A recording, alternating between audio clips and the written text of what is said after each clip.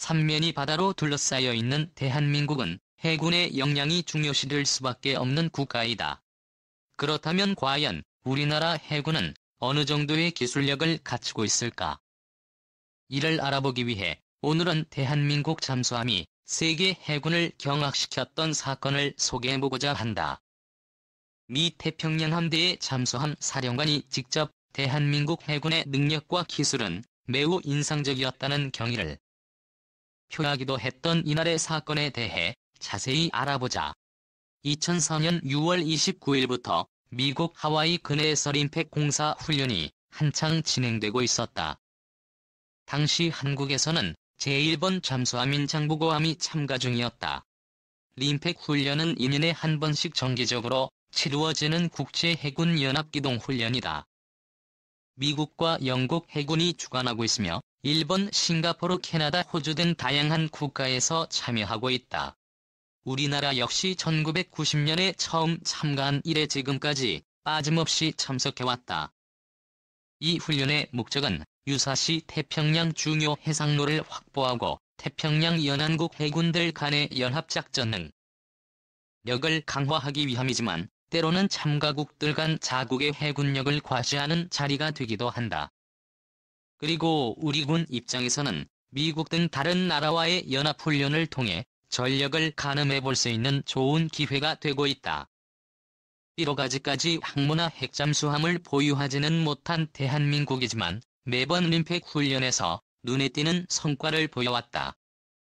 특히 2004년 림팩 훈련 당시에는 미국 항모전단 방어 체계를 다시 짜게 만들었을 정도로 우리 해군의 활약이 대단했다고 한다. 그리고 이와 같은 활약상은 대한민국 장보고함을 통해 실현되었다. 당시 장보고함을 본 미 해군들은 유령에 홀린 것 같은 기분이었다고 심경을 전했다. 한국 장보고함이 미국 항공모함 존 스테니스와 이지스함 일본 구축함 등을 포함하여 총 35척의 함정을 40발의 가상어뢰로 명중시켰기 때문이다. 미국의 최첨단 대전 방어망을 뚫고 상대편 세력을 전멸시킨 셈이었다. 여러 차례 펼쳐진 자유공방전에서는 장보고함 혼자 40척 이상의 상대의 가상어뢰를 명중시키고 35척을 가상침몰시켜 세계 해군을 놀라게 했다고 전해진다. 미국의 라이니어 군수지원함과 타라와 상륙모함도 예외는 아니었다. 모두 장보고함의 가상어뢰의 표적이 되어야만 했다. 이 모든 것들에 미국의 철옹 성과 같은 대전 방어망을 뚫고 이루어진 성과라는 점이 더욱 놀라운 점이었다. 실제로 잠수함 킬러로 알려진 피스시 대장 초계기나 대장 헬기 등이 감시망을 뚫기란 불가능에 가깝다고 한다. 핵추진 잠수함의 감시망은 무려 작은 새우떼 소리까지 감지해낼 수 있을 정도로 바닷속을 사뒤수색할 수 있는 능력을 갖추고 있다. 미국의 라이니어 군수지원함과 타라와 상륙모함도 예외는 아니었다. 모두 장보고함의 가상어뢰의 표적이 되어야만 했다. 이 모든 것들에 미국의 철통 성과 같은 대장 방어망을 뚫고 이루어진 성과라는 점이 더욱 놀라운 점이었다. 실제로 잠수함 킬러로 알려진 비상시 대잠 초계기나 대장 헬기 등이 감시망을 뚫기란 불가능에 가깝다고 한다. 핵추진 잠수함의 감시망은 무려 작은 새우떼 소리까지 감지해낼 수 있을 정도로 바닷속을 사뒤수색할 수 있는 능력을 갖추고 있다. 그런데 이들의 감시망을 뚫고 어뢰를 적중시키는 동안 한국의 진보함은 단 한 번의 발각도 없었다. 결국 훈련 마지막까지 장보고함을 잡지 못한 미 해군이 무전을 통해 항복 의사를 전달하면서 훈련은 끝이 날 수 있었다고 한다. 1200 크기의 작디 작은 소형 디젤 잠수함이 항모를 상대로 이와 같은 성과를 올린 것은 그야말로 대단한 사건이었다. 단편적으로 가격만 비교해봐도 2억 달러와 100억 달러의 대결이었다. 더욱 놀라운 사실은 장보고함의 어뢰 발사 방식이 적발되지 않고 이루어지기가 매우 어렵다는 점이다. 어뢰를 발사하기 위해서는 최소 6초간 공격 잠망경을 올려 적함을 촬영해야 했기 때문이다. 잠망경을 올리기 위해 수면 가까이 부상하면 그만큼 적으로부터 탐지될 수 있는 위험도가 올라갈 수밖에 없다. 그러나 대한민국 해군의 노련함은 이를 허용하지 않았다. 함장은 전망경을 360도로 돌리더니 바로 내렸다. 적이 전망경을 통해 장보고함의 위치를 발견할 수 있는 가능성을 최소화하기 위해서이다. 뿐만 아니라 장보고함은 재래식 잠수로 수중에선 배터리 전기로 모터를 돌려 움직이게 된다. 그리고 배터리가 방전하면 다시 수상으로 올라가 발전기로 충전해야 하는 방식이다. 주기적으로 수상으로 올라가야만 하는 취약점이 있는 것이다. 잠수함은 물 위로 올라가는 것만큼 위험도가 커지는 행동은 없다. 하지만 이러한 과정 속에서도 장보고함은 적들의 눈에 띄지 않았다. 대한민국 해군은 2004 림팩 훈련을 통해 잠수함 운용에 있어서만큼은 타 해군보다 우수하다는 사실을 전 세계에 확실하게 각인시켰다.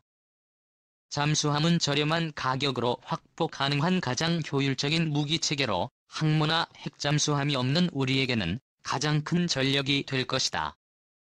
때문에 이를 잘 활용한다는 것은 대한민국 해군에게 있어 큰 자랑거리이다. 8조 인도 잠수함 수주전. 한국 최종 승자될까? 한국 해군 3,000톤급 잠수함 도산 안창호함의 진수식을 앞두고 모습을 드러내고 있다. 세계일보 자료사진. 인도 해군이 발주하는 70억 달러 규모의 잠수함 건조 사업 대진표가 윤곽을 드러냈다. 우리나라는 프랑스, 독일 등 잠수함 강국과 정면 대결을 펼칠 예정이다. 지난달 27일 외신에 따르면 또 국방구매위원회는 재래식 잠수함이 6척 건조를 최종 승인하면서 해외 파트너 업체 5곳을 발표했다. 대우조선해양을 노서 보론의 스포트 나반투와 나발그룹 티센크루프와 함께 이름을 올려 최종 수주 경쟁에 참여한다. 인도의 파트너는 마즈가온 조선소와 라센벤투그로가 참여한다. 인도 국영조선소 힌두스탄은 잠수함 건조 경험이 없다는 이유로 제외됐다.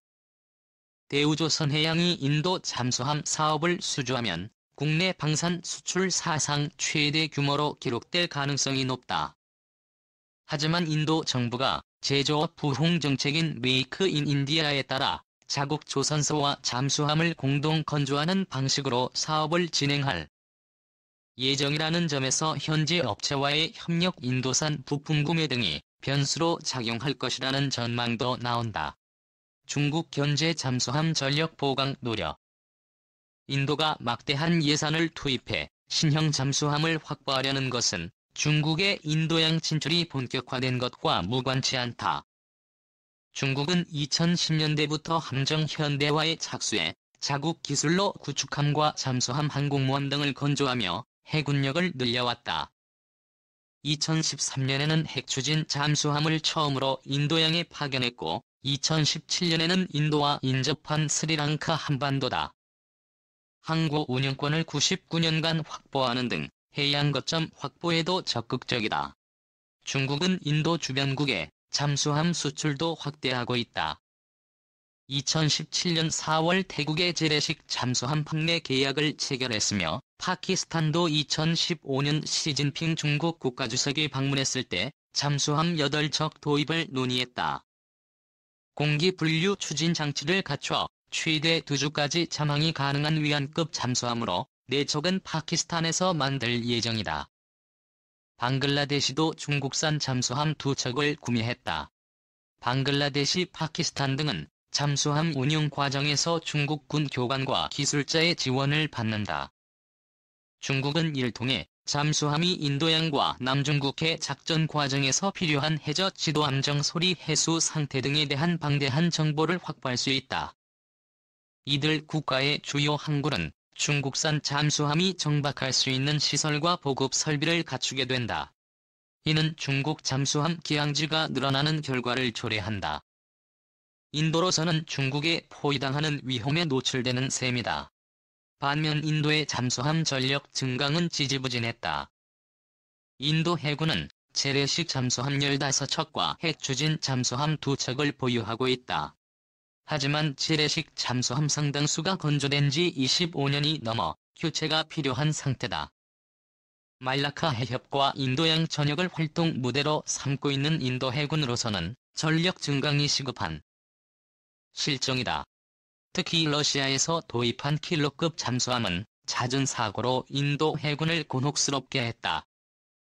2013년 8월 뭄바이 양에 정박 중이던 신브라크 시작하면서 폭발 사고가 발생해 18명이 숨졌다.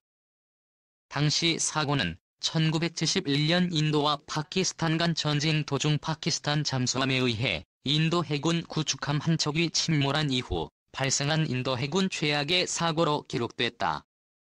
킬러급 잠수함은 이 사고 외에도 크고 작은 사고를 일으켜 러시아산 무기의 신뢰도를 떨어뜨렸다. 요구 조건에 부합 경쟁력이 갖춰 인도 잠수함 사업 수주전에 뛰어들로서 보론엑스포트는 아무르급 나발그룹은 개량형 스크루벤급, 나바테아는 S80kg급 휘센크루프는 214급 대우조선해양은 장보고 3급을 제안하고 있다. 인도 해군의 요구 조건에 따르면 신형 잠수함은 대함미사일과 지상공격용 순항미사일 12발 어뢰연료 돌파를 탑재 발사할 능력을 갖춰야 한다. 이를 충족하려면 수직 발사대를 갖춘 3,000톤급 잠수함이 필요하다.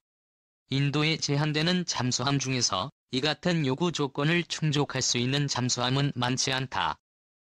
1960년대부터 재래식 잠수함을 건조한 티센루프는 우리나라에 잠수함을 만드는 기술을 제공한 스승이지만 수직 발사대를 장착한 3,000톤급 잠수함 제작 경험이 거의 없다. 아반디아의 스타쉽은 2013년 스페인 해군을 위해 건조가 시작됐으나 중량 초과로 인한 설계 변경과 IP 결함 등으로 완성이 지연됐고 수직 발사대가 장착된 적도 없다. 나발그룹은 과거 인도와 기술 이전 등을 둘러싸고 마찰을 빚은 적이 있다.